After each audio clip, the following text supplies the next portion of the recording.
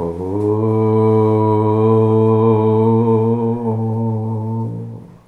നമസ്തേ. ദശകം 31 മഹാബലി ദർപ്പശമനം. ശ്ലോകം 1 വായിച്ചോളൂ. പ്രീത്യാദിത്യസ്തവ തനുമഃ പ്രേക്ഷണാൽ സർവദാഭി ത്വാമാരാധ്യന്നജിതരജയന്നഞ്ജലിം സഞ്ജഗാദ മത്ത കിം തേ സമഭിലഷിതം വിപ്രസൂനോ വദത്തും വിത്തം ഭക്തം ഭവനമവനിം വാപി സർവം പ്രദാസ്യേ. അജിതദൈത്യ തവ തനു പ്രേക്ഷണാത്. അജയ്യനായ ഭഗവാനെ, അങ്ങയുടെ ശരീരത്തിൻ്റെ മഹാതേജസ് കണ്ട് മഹാബലി പ്രീത്യാ സർവഭാവിത്വാം ആരാധ്യൻ, സന്തോഷിച്ച് എല്ലാവിധത്തിലും അങ്ങയെ സന്തോഷിപ്പിക്കണമെന്ന് തീരുമാനിച്ച് അഞ്ജലിയും രചയൻ സഞ്ജാഗാതമത്തഃ തേ സമഭിലഷിതം കിം, കൂപ്പുകൈയോടെ ചോദിച്ചു, എന്നിൽ നിന്ന് അങ്ങ് എന്താണ് ആഗ്രഹിക്കുന്നത്? വിപ്രസൂനോ ത്വം വദഃ ബ്രാഹ്മണപുത്ര, അങ്ങ് പറയൂ. വിത്തം ഭക്തം ഭവനം അവനിം വാ അഭി സർവം പ്രദാസ്യേ. ധനമോ അന്നമോ ഗൃഹമോ ഭൂമിയോ എന്തായാലും എല്ലാം ഞാൻ തരും. ഒരു ബ്രഹ്മചാരി ബാലനാണ് തൻ്റെ അടുത്തേക്ക് വന്നിരിക്കുന്നത്. ബ്രഹ്മചാരിയായാൽ ഭിക്ഷ യാചിക്കുക എന്നതും കൂടി അവരുടെ ധർമ്മമായിട്ടാണ് കാണുന്നത്. അപ്പോൾ എന്താണ് വേണ്ടത് തനിക്ക് ഭിക്ഷയായിട്ട് എന്ന് മഹാബലി വളരെ ആ ത്രൈലോക്യാധിപനാണ് ഞാനെന്ന ഭാവത്തിലാണ് ഭഗവാനോട് ചോദിക്കുന്നത്. മഹാബലി ഉപചാരപൂർവ്വം ബ്രഹ്മചാരി ബാലനെ സ്വീകരിച്ച് ആസനസ്ഥനാക്കി. ആരാലും പരാജയപ്പെടുത്തുവാൻ സാധിക്കാത്ത തരത്തിലുള്ള ശരീര തേജസ് കണ്ട് മഹാബലി വളരെയധികം സന്തോഷിച്ചു. യാഗശാലയിലേക്ക് അപ്രതീക്ഷിതമായ ഒരു മഹാതേജസ്വിയായ ബ്രഹ്മചാരി കടന്നു വരുന്നത് ശുഭലക്ഷണമാണെന്ന് അറിവുള്ളതുകൊണ്ടാണ് മഹാബലി സന്തോഷിച്ചത്. തന്നെ വളരെയധികം സന്തോഷിപ്പിച്ച ബ്രഹ്മചാരിയെ തീർച്ചയായും സന്തോഷിപ്പിക്കണമെന്ന് തീരുമാനിച്ച മഹാബലി ഉപ്പുകൈയോടെ ചോദിച്ചു, എന്നിൽ നിന്ന് എന്താണ് ആഗ്രഹിക്കുന്നത്? ബ്രാഹ്മണപുത്രനായ അങ്ങ് പറയൂ. ധനമാണോ, അന്നമാണോ, വീടാണോ, ഭൂമിയാണോ, അല്ല ഇനി മറ്റു വല്ലതുമാണോ? എന്താ വേണ്ടതെന്ന് വെച്ചാൽ പറഞ്ഞോളൂ, ഞാൻ തരാൻ തയ്യാറാണ് എന്ന് മഹാബലി ആ ഒരു ഭാവത്തിൽ ഭഗവാനോട് പറയും. ഇവിടെ മഹാബലി ബ്രഹ്മചാരിയെ വിപ്രസൂനോ എന്നാണ് അഭിസംബോധന ചെയ്തത്. വിപ്രൻ എന്ന വാക്കിൻ്റെ അർത്ഥം വേദശാസ്ത്രങ്ങളിൽ പാണ്ഡിത്യമുള്ളവൻ എന്നാണ്. ബ്രഹ്മജ്ഞാനിയായ ബ്രഹ്മജ്ഞൻ എന്ന് പറയുന്നു. ജ്വലിക്കുന്ന തേജസ്സോടുകൂടിയ ബ്രഹ്മചാരി ബാലൻ പ്രഥമദൃഷ്ട്യാ ഒരു ബ്രഹ്മജ്ഞാനിയുടെ മകനാണെന്ന് മഹാബലി അനുമാനിച്ചതിൽ തെറ്റില്ല. അതുകൊണ്ടാണ് എന്ത് വേണമെങ്കിലും ചോദിച്ചോളൂ എന്ന് പറഞ്ഞത്. അടുത്തത് ശ്ലോകം 2. താമക്ഷീണാം ബലിഗിരമുഖ കന്യകാരുണ്യപൂർണോ അസ്യോത്സേകം ശമയിതുമനാ ദൈത്യവംശം പ്രശംസൻ ഭൂമിം പാദത്രയപരിമിതാം പ്രാർത്ഥയാമാസിതത്വം സർവം ദേഹീതി തുതിഗതിദേ കസ്യാസ്യം നവാസ്യ. അക്ഷീണാം താം ബലിഗിരം ഉപാകർണ്യ. താൻ സർവേശ്വരനാണെന്ന ഭാവത്തിൽ മഹാബലി പറഞ്ഞ വാക്കുകൾ കേട്ടപ്പോൾ ത്വം കാരുണ്യപൂർണ്ണ അഭി അസ്യ ഉത്സേകം ശമയിതു മനാഹ. അങ്ങ് കാരുണ്യമൂർത്തിയാണെങ്കിലും മഹാബലിയുടെ അഹങ്കാരത്തെ ശമിപ്പിക്കണമെന്ന് കരുതി ദൈത്യവംശം പ്രശംസൻ പാദത്രയപരിമിതാം ഭൂമിയും പ്രാർത്ഥയാമാസിത. അസുരവംശത്തെ പ്രശംസിച്ച് 3 അടി ഭൂമി ആവശ്യപ്പെട്ടു. സർവം ദേഹി ഇത് നിഗതിതേതു കസ്യാവ ഹാസ്യനസ്യാത്. മുഴുവൻ തരൂ എന്ന് ചോദിച്ചാൽ അത് പരിഹാസ്യമായിട്ട് ആർക്കും തോന്നുകയുള്ളൂ. തൻ്റെ ഭക്തനാണെങ്കിലും മഹാബലിയുടെ വാക്കുകളിലെ അഹങ്കാരത്തിൻ്റെ ധ്വനി ഭഗവാൻ ശ്രദ്ധിച്ചു. അതാണ് നമ്മൾ എന്തും നൽകുമ്പോൾ ദാനം ചെയ്യുമ്പോഴൊക്കെ അഹങ്കാരത്തിൻ്റെ ലേശം പോലും പാടില്ല. തനിക്കെല്ലാം ദാനം ചെയ്യാൻ സാധിക്കും എന്നുള്ള ആ ഭാവത്തിലാണ് പറയുന്നതെങ്കിൽ അതിൽ അഹങ്കാരം വളരെ വ്യക്തമായി മനസ്സിലാക്കാൻ സാധിക്കും. മനുഷ്യന് അഹങ്കാരം വന്നു കഴിഞ്ഞാൽ പിന്നെ അവൻ്റെ നാശം തുടങ്ങി എന്നാണ് ഭഗവത്ഗീതയിൽ തന്നെ ഭഗവാൻ വ്യക്തമാക്കുന്നത്. തൻ്റെ ഭക്തനാണ് എന്നൊക്കെ ശരിയാണ്, പക്ഷെ എന്നോട് ചോദിക്കുന്ന ചോദ്യങ്ങളിൽ എന്താ വേണ്ടത് പറഞ്ഞോളൂ എന്നാണ്. ഇത് പറഞ്ഞാൽ 3 ലോകത്തിൻ്റെ അധിപനാണ് മഹാബലി എന്ന് സ്വയം പ്രഖ്യാപിക്കുകയും എന്നോട് വളരെ എന്താ പറയുക ദയ കാണിക്കുന്ന പോലെ ആണ് ചോദിക്കുന്നതും എന്നത്. തൻ്റെ ഭക്തന്മാരുടെ അഹങ്കാരത്തെ നശിപ്പിക്കുക എന്ന ദൗത്യം ഭഗവാനുണ്ടല്ലോ. അസുരവംശത്തെ പ്രശംസിച്ചതിന് ശേഷം തനിക്ക് 3 അടി ഭൂമി ആവശ്യമാണെന്ന് ബ്രഹ്മചാരി പറഞ്ഞു. ഭട്ടതിരിപ്പാട് ഈ സന്ദർഭത്തിൽ ഭഗവാന്റെ ആഗ്രഹം എന്തായിരുന്നുവെന്നും അത് പറയുകയാണെങ്കിൽ ജനങ്ങളുടെ പ്രതികരണം എന്തായിരിക്കുമെന്നും ശ്ലോകത്തിൻ്റെ അവസാനത്തിൽ സൂചിപ്പിച്ചിട്ടുണ്ട്. ഇവിടെ എപ്പോഴും നമ്മൾ ഭട്ടതിരിപ്പാടിൽ ശ്രദ്ധിക്കണം. വളരെ വേദന സഹിച്ചുകൊണ്ടാണ് ഇത് എഴുതിക്കൊണ്ടിരിക്കുന്നത്. വാതരോഗം. ഭഗവാന്റെ ആവശ്യം 3 ലോകവും വേണമെന്നാണ്. കാരണം എൻ്റെ 3 ലോകവും നീ എടുത്തിരിക്കുകയാണ്. ഭൂമി, സ്വർഗം, പാതാളം ഇതൊക്കെ എൻ്റെതാണ്. പക്ഷെ താനതൊക്കെ കൈയടക്കി വെച്ചിരിക്കുകയാണ്. അപ്പോൾ ചോദിക്കാം അവിടെ വേണമെങ്കിൽ 3 ലോകം വേണമെന്നുള്ളത്. മഹാബലി സംഭാഷണത്തിൻ്റെ ആരംഭത്തിൽ തന്നെ എല്ലാം ഞാൻ തരാം എന്ന് വാഗ്ദാനം ചെയ്തിട്ടുമുണ്ട്. എങ്കിലും മുഴുവനും വേണമെന്ന് ഭഗവാൻ ആവശ്യപ്പെട്ടാൽ വ്യാവഹാരിക ദൃഷ്ട്യാ അത് മര്യാദ കേടാകുമല്ലോ എന്ന് ഓർത്തിട്ടാണ് 3 അടി ഭൂമി മതിയെന്ന് ഭഗവാൻ ആവശ്യപ്പെട്ടതെന്ന് ഭട്ടതിരിപ്പാട് വ്യക്തമായത്. എന്തും തരാമെന്ന് പറഞ്ഞാൽ എത്രമാണം ചോദിക്കാമല്ലോ, അത് ചോദിച്ചില്ല. 3 അടി മാത്രം മതി മണ്ഡലം. ശ്ലോകം 3.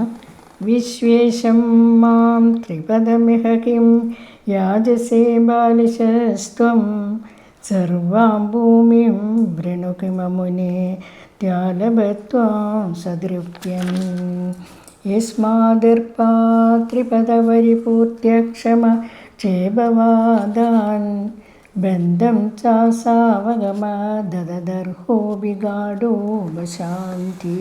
വിശ്വേശം മാമിഹ കിം ത്രിപദം യാജസേ. ലോകങ്ങളുടെയെല്ലാം നാഥനായ എന്നോട് എന്താണ് 3 അടി ഭൂമി ആവശ്യപ്പെട്ടത്?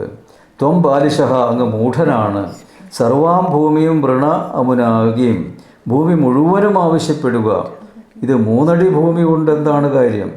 ഇതിസഹ ത്വാം ദൃപ്യൻ ആലപത് എന്ന് മഹാബലി അങ്ങയോട് അഹങ്കാരത്തോടെ പറഞ്ഞു.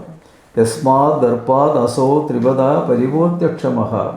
അഹങ്കാര നിമിത്തം മഹാബലിക്ക് 3 അടി തികയ്ക്കാൻ സാധിക്കാതെ ക്ഷേപവാദാൻ ബന്ധം അധിക്ഷേപാക്കുകൾ പ്രയോഗിക്കുകയും ഒടുവിൽ ബന്ധനസ്ഥനാകേണ്ട അവസ്ഥയും അതദർഹ അഭി ഗാഢോപശാന്തേ അഗമത്.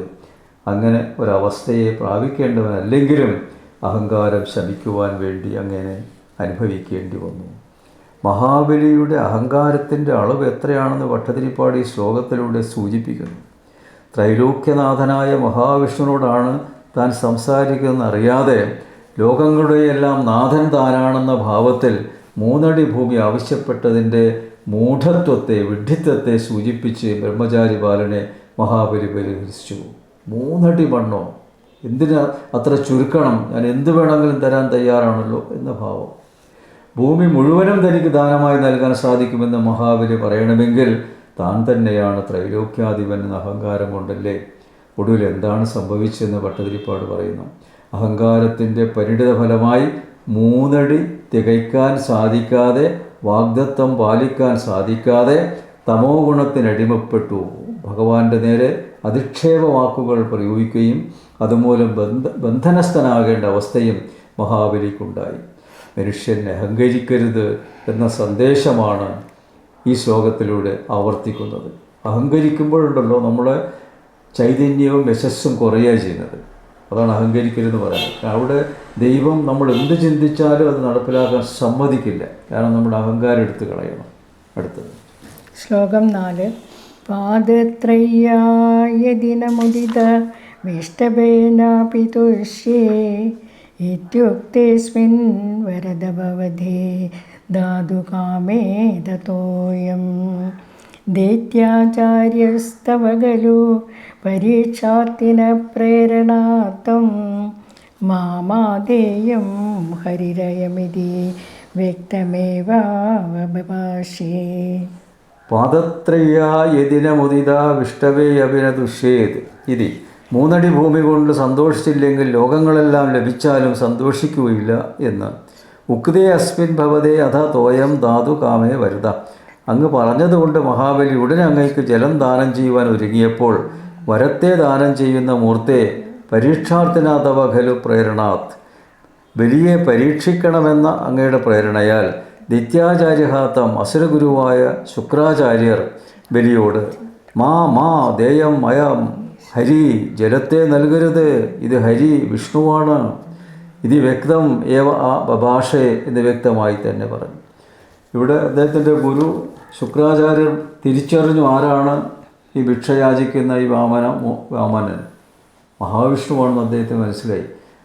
അപ്പോഴിവിടെ ശുക്രാചാര്യരോട് പറഞ്ഞു, ജലധാര വീഴ്ത്തി ഉടനെ തന്നെ ആ 3 അടി മണ്ണ് നൽകണം. അന്നങ്ങനെയാണ്, അന്ന് എഗ്രിമെൻ്റ് ഇതൊന്നുമില്ലല്ലോ, ജലധാര വീഴ്ത്തിയിട്ടാണ് ചെയ്യുക ഏതൊരു കാര്യങ്ങൾ. അപ്പോഴാ ജലം ധാര ചെയ്യാൻ പറഞ്ഞ സമയത്ത് ശുക്രാചാര്യ പറഞ്ഞു, ചെയ്യരുത്, ഇതാരാണെന്നറിയോ, മഹാവിഷ്ണു തന്നെയാണ്, പരീക്ഷിക്കാനായിട്ട് വന്നതാണ് എന്ന് മുൻകൂട്ടി പറയുകയും ചെയ്തു. അടുത്തത് ശ്ലോകം 5. യാജത്യേവം യദി സ ഭഗവാൻ പൂർണ്ണകാമോസ്മി സോഹം ദാസ്യാമ്യേവ സ്ഥിരമിതി വദൻ കാവ്യശബ്ദോപി ദേത്യ വിന്ധ്യാവല്യാ നിജദൈതയാ ദത്തപാധ്യായ തുഭ്യം ചിത്രം സകലമഭിസ പാപയത്തോയപൂർവം. സഹാ ഭഗവാൻ ഏവം യദി യാചതി സഹ അഹം പൂർണ്ണകാമഃ അസ്മി ദാസ്യാമി ഏവ. ഭഗവാൻ വിഷ്ണുവാണ് ഇങ്ങനെ യാചിക്കുന്നതെങ്കിൽ ഞാൻ പൂർണ്ണകാമനാണ്, ഞാൻ കൊടുക്കുക തന്നെ ചെയ്യും. ഇത് സ്ഥിരം വദൻസ ദൈത്യ എന്നുറപ്പിച്ച് പറഞ്ഞ് അസുരചക്രവർത്തിയായ മഹാബലി കാവ്യശബ്ദാഭിഷ് ശുക്രമഹർഷി ശപിച്ചുവെങ്കിലും നിജദൈതയാ വിന്ധ്യ അവല്യാദത്ത പാദ്യായ തുഭ്യം, തൻ്റെ പത്നി വിദ്യാവലി പാദ്യം നൽകിയ അങ്ങയ്ക്ക് തോയപൂർവം സകലം അഭി പ്രാർപ്പയത് ചിത്രം ഉദകപൂർവമായി എല്ലാം സമർപ്പിച്ചു. അത്ഭുതം. ശുക്രാചാര്യർ ഭൂമി യാചിച്ചത് ശ്രീഹരി വിഷ്ണുവാണെന്ന് പറഞ്ഞ് ദാനം ചെയ്യുന്നതിൽ നിന്ന് മഹാബലിയെ തടയാൻ ശ്രമിച്ചെങ്കിലും പരാജിതനായി. തന്നോട് യാചിച്ചത് ശ്രീഹരി വിഷ്ണുവാണെങ്കിൽ ഞാൻ സംതൃപ്തനാണെന്ന് ഉറപ്പിച്ചു പറഞ്ഞ അസുരചക്രവർത്തിയായ മഹാബലി ശുക്രാചാര്യരുടെ ശാപവചസ്സുകൾ ശ്രദ്ധിക്കാതെ തൻ്റെ പത്നി വിദ്യാവലി പാദത്തിൽ ജലമൊഴിച്ചു കൊടുക്കുന്നതിന് പാദ്യം എന്നാണ് പറയുക, നൽകിയ മഹാവിഷ്ണുവിന് ജലധാര വീഴ്ത്തി തൻ്റെ സർവസ്വവും അദ്ദേഹം ദാനം ചെയ്തു എന്നാണ് പറയുന്നത്. മഹാവിഷ്ണുവാണെങ്കിൽ തീർച്ചയായിട്ടും ഞാൻ ദാനം ചെയ്യും, എൻ്റെ ഗുരുവാണ്, എൻ്റെ ദൈവമാണ് മഹാവിഷ്ണു, അതുകൊണ്ട് അങ്ങ് തടയരുത്. ഉടനെ തൻ്റെ പത്നിയായ വിദ്യാവലിയോട് ആ കിണ്ടിയിൽ വെള്ളം കൊണ്ടുവരാൻ പറഞ്ഞു, അത് ജലധാര വീഴ്ത്താൻ പറഞ്ഞു. അപ്പോഴിവിടെ ശുക്രാചാര്യ ശപിച്ചു എന്നാണ് പറയുന്നത്. ഇത് അനുഭവിക്കുന്ന എന്ന് ഒരു ശാപവും അസുര ഗുരുവിൽ നിന്ന് കിട്ടി എന്നാണ് പറയുന്നത്. അങ്ങനെ എല്ലാം ദാനം ചെയ്തു, സർവസ്വവും അദ്ദേഹം ദാനം ചെയ്തു. സർവസ്വദാനം എന്ന് പറഞ്ഞാൽ പിന്നെ ഒന്നും ദാനം ചെയ്യാൻ ഉണ്ടാവില്ല എന്നാണ് നമ്മൾ മനസ്സിലാക്കുന്നത്. നമസ്തേ.